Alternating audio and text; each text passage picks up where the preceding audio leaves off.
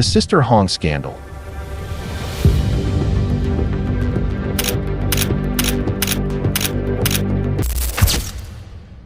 China's privacy nightmare that shook a nation. July 6, 2025. Nanjing police arrest a 38-year-old man. His crime? One of the most disturbing privacy violations in modern Chinese history. For 4 years, this man lived a double life. Online, he was Sister Hong, a seductive woman who lured men into private encounters. But in reality, every intimate moment was being recorded. Every trust was being betrayed. Every victim was being sold. This is the Sister Hong case. And it's not just about one predator. It's about a hidden epidemic that's finally been exposed. The man behind the mask. The man's surname is Jiao, 38 years old, from Nanjing's Jiangning district. But for 4 years, hundreds of men knew him as something completely different. Sister Hong wasn't just a fake profile. She was a carefully crafted persona.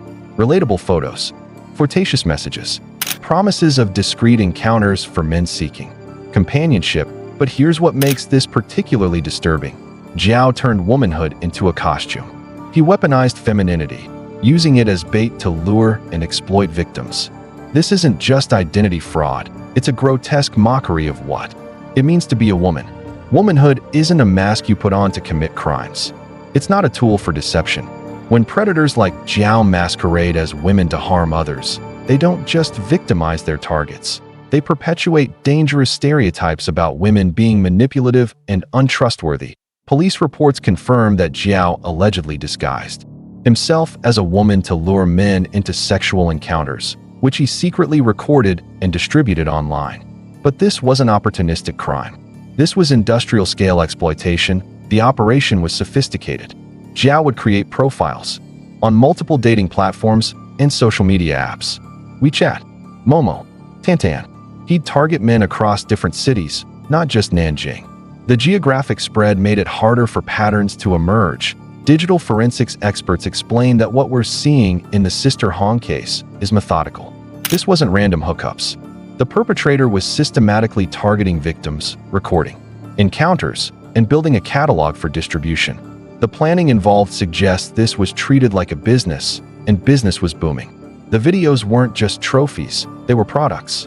Sold through encrypted channels, shared on Telegram groups, monetized on adult websites. Each intimate moment became a source of profit. But here's what makes this case truly shocking. The numbers, the scale of betrayal. While initial online rumors claimed that over 1,600 men had been involved, police dismissed that number as an exaggeration. But even conservative estimates paint a horrifying picture. For years, dozens of cities, hundreds of victims. Media reports suggest at least 230 confirmed victims, though the true number may never be known. The victims came from all walks of life. Students, businessmen, married men, single men. Some were locals from Nanjing. Others had traveled from neighboring provinces. What united them wasn't demographics. It was trust betrayed. Most victims didn't know they'd been recorded until the videos appeared online. Imagine discovering your most private moments have become public entertainment. Shared in group chats, turned into memes, used as blackmail material. One victim described finding out when a friend sent him a link, saying he thought it looked like him. When he opened it, his whole world collapsed. His face was clear, his voice, everything. But he never knew there was a camera. Here's something we need to understand. A victim is a victim, regardless of their character or choices. Many of these men were married. Some were seeking affairs. Some made morally questionable decisions. But that doesn't diminish their victimization. Adultery is wrong, and the families impacted by these revelations deserve our sympathy. Wives discovered their husband's infidelity in the cruelest way possible, through viral videos. Children saw their fathers humiliated online. But we cannot let moral judgment cloud our understanding of what happened here. Systematic exploitation and privacy violation. The psychological trauma was immediate and severe. Several victims required counseling. Some changed jobs. Others moved cities. The digital footprint of their humiliation seemed impossible to erase. But the nightmare was about to get worse. The health crisis. 3 weeks after Jiao's arrest, Nanjing. Hospitals began offering free HIV tests after the Sister Hong scandal. The reason? Terrifying new developments. At least 3 clients involved in the scandal tested positive for HIV.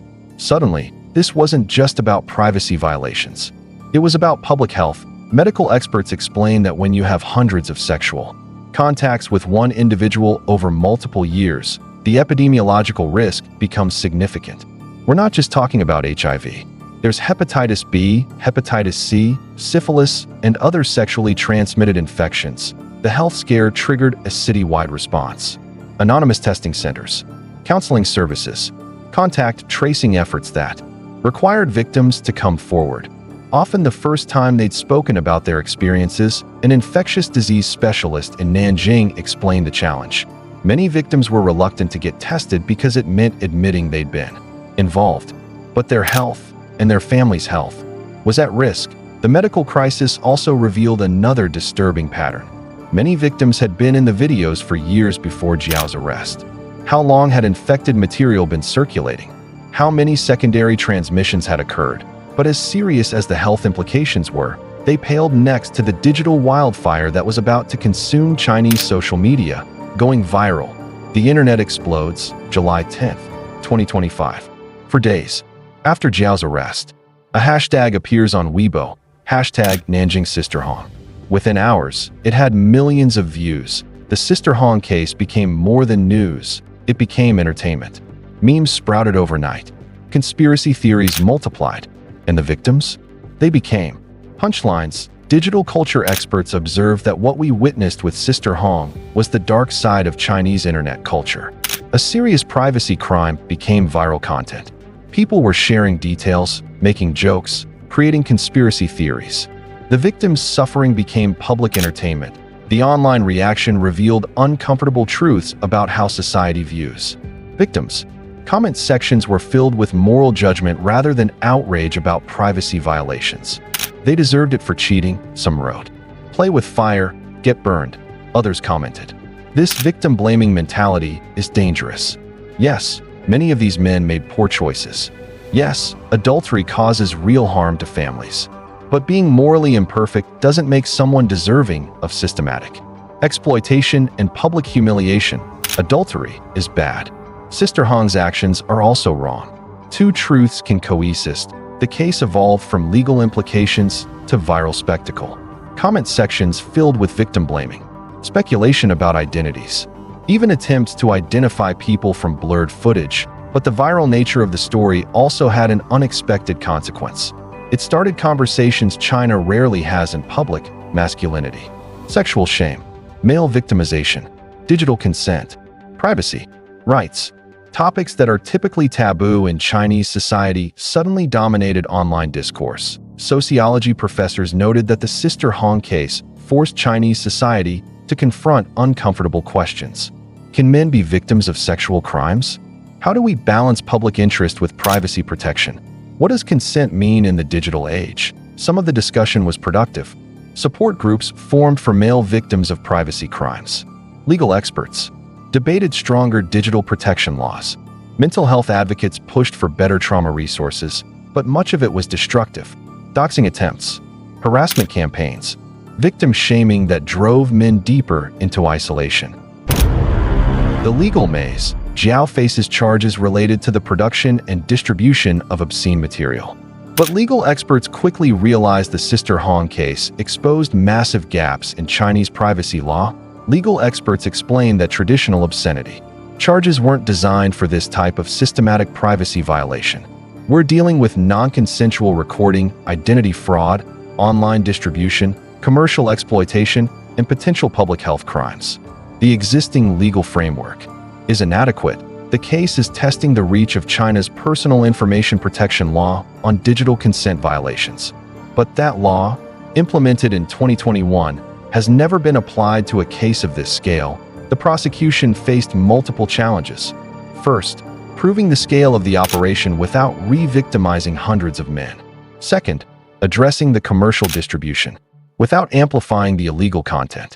Third, setting precedent that protects future victims without creating unintended censorship.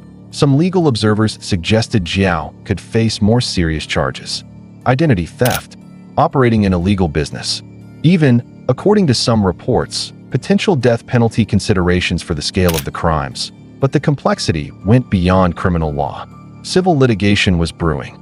Victims were consulting lawyers about privacy damages, platform liability for hosting the content, international jurisdiction for overseas distribution. The Sister Hong case wasn't happening in a vacuum.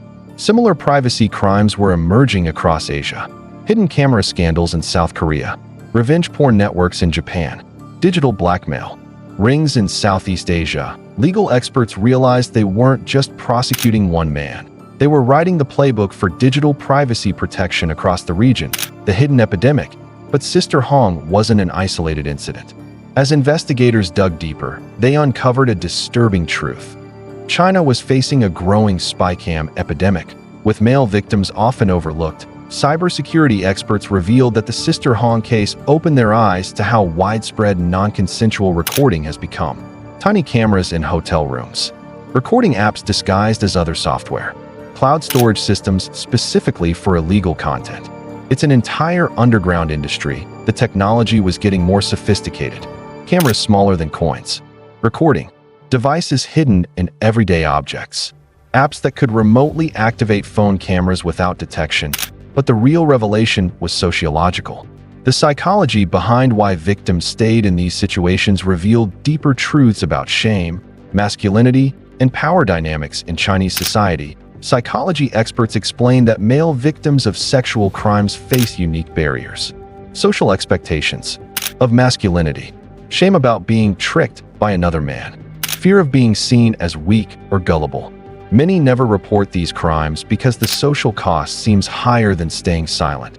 The Sister Hong case created an unexpected silver lining. It forced recognition of male victimization. Support groups formed. Helplines reported increased calls. Legal aid organizations expanded their services, but it also revealed the scope of unreported crimes. How many other predators were operating with similar methods? How many victims were suffering in silence? Police investigations expanded beyond Jiao himself. They were tracking down buyers of the videos, identifying platform operators who hosted the content, following money trails that led to organized networks of privacy criminals. The Sister Hong case wasn't the crime. It was the door that opened onto a much larger criminal ecosystem. The digital reckoning. Today, about a month after Jiao's arrest, the Sister Hong case continues to reverberate through Chinese society. Authorities have been working to remove the illicit videos from the internet and have urged the public to cease their dissemination. But the digital cleanup faces enormous challenges. Digital rights experts explain that once content is distributed across multiple platforms and encrypted networks, complete removal becomes nearly impossible. We're talking about blockchain-based storage, international servers, peer-to-peer networks. Some of these videos will circulate forever. The case has sparked legislative action. New privacy protection bills in the National People's Congress, stricter platform liability requirements, enhanced penalties for non-consensual recording and distribution. But perhaps the most significant impact has been cultural. The Sister Hong case forced China to confront uncomfortable truths about gender, sexuality, privacy, and power. Social commentators note that this case shattered several taboos simultaneously: male vulnerability, sexual exploitation, digital privacy, rights, platform responsibility. We're having conversations we've avoided for decades. Support networks for male victims of sexual crimes have expanded dramatically. Universities are incorporating digital consent into their curricula. Dating platforms are implementing stronger identity verification and privacy protections. But challenges remain enormous. The underground economy of non-consensual content continues to operate. Technology continues to make privacy violations easier and more profitable. Social attitudes about male victimization are changing slowly as Jiao awaits trial. His case has become something he never intended, a catalyst for China's long overdue reckoning with digital privacy, sexual exploitation, and the hidden costs of our connected world. The Sister Hong scandal exposed more than one man's crimes. It revealed the vulnerability of privacy in the digital age, the persistence of gender stereotypes that silence victims, and the urgent need for legal systems that can keep pace with technological exploitation, it also exposed how easily we dismiss victims when they don't fit our moral expectations. The men who fell victim to Sister Hong's scheme weren't saints. Many were cheating on their wives. Many were seeking encounters they shouldn't have been seeking. But that doesn't make them less deserving of justice or privacy protection. Their families, the wives who discovered betrayals, the children who saw their fathers humiliated online.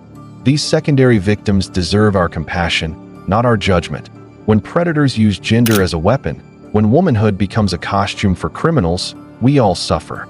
It reinforces harmful stereotypes, makes real women less trusted, and creates a world where identity itself becomes a tool for exploitation.